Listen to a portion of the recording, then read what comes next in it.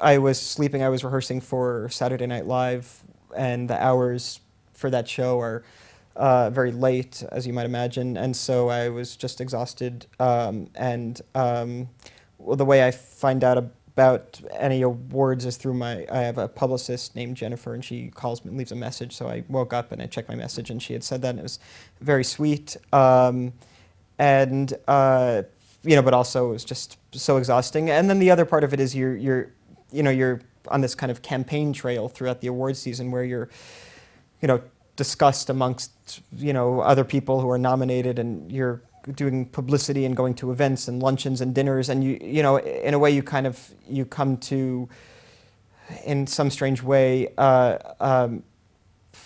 like almost expect to be included in this because you're included for so long over the course, and the movie has been, received so well that it's, and the other part of it is, as well as being so excited and honored, the other part of it is just a relief that, that it's in some ways over. Mm.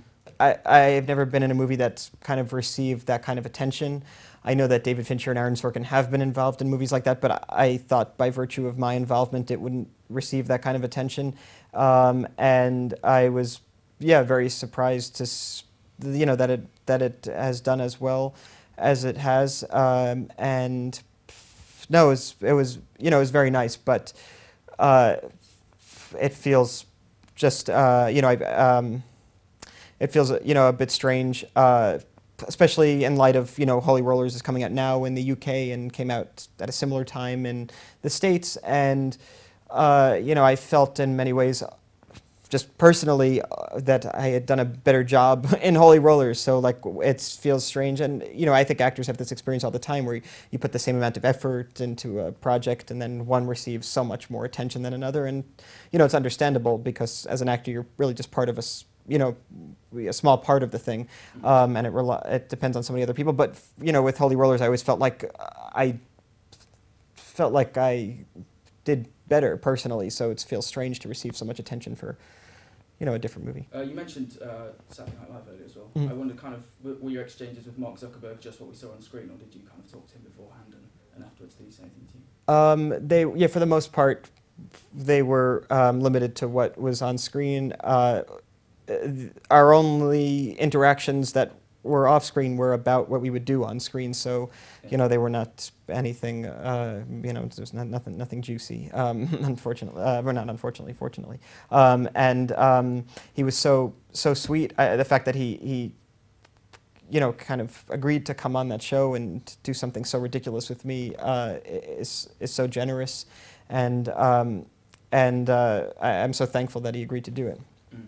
I want to ask you as well about David Fincher. He has a reputation for doing so many takes. Mm.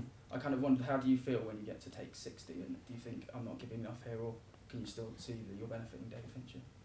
It's a wonderful process. I'll tell you, the most frustrating part of working on a movie is preparing for it for 3 months and then getting 2 shots to do it. Whereas working with somebody like David Fincher, who likes to do a lot of takes, you feel like everything you've prepared for, it feels like you have time to kind of to thoughtfully try everything you've prepared for.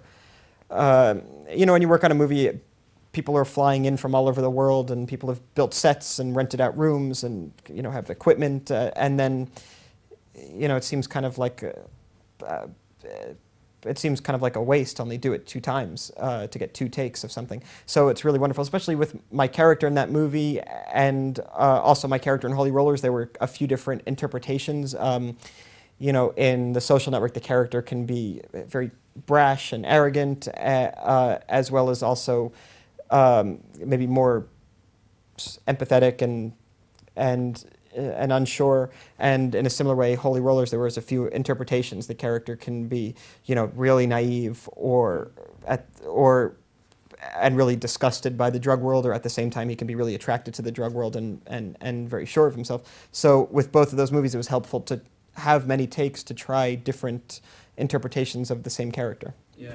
I sort of wondered, do you always have to like the character you play as well, or do you have to be able to see, from their perspective, what's going from their head? Yeah, that's a good question. I think, yeah, probably. I think in order to, Yeah, I guess it really probably would be impossible to disagree with the character and still play it every day in any kind of convincing way, um, because in order to act in a role, you have to fully embody the emotional experience of that person, and that would probably be impossible if you disagreed with what the character is doing. So even if the character is doing something that you disagree with, that you personally disagree with, like in The Social Network, the character is hurtful to some other characters in the movie, and in Holy Rollers, the character decides to smuggle ecstasy in from Europe. These are things that Jesse, disagree with, but you have to understand what their position is in order to play it, and that was my job.